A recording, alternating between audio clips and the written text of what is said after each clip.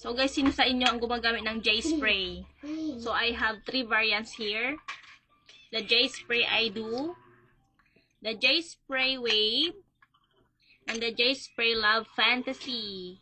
Itong J spray na to, na tatlong variants nila, ang meron ako is may iba't iba siyang klase ng scent.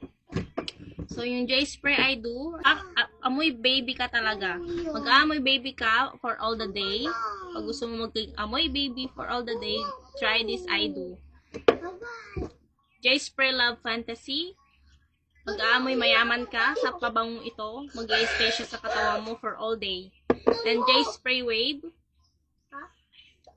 Pang lalaki, for men, hindi siya matapang sa bangong ito. Nagtatagal din po siya. Long lasting, and meron po akong basket dyan sa baba. Try nyo check out. Mura lang po dito sa TikTok.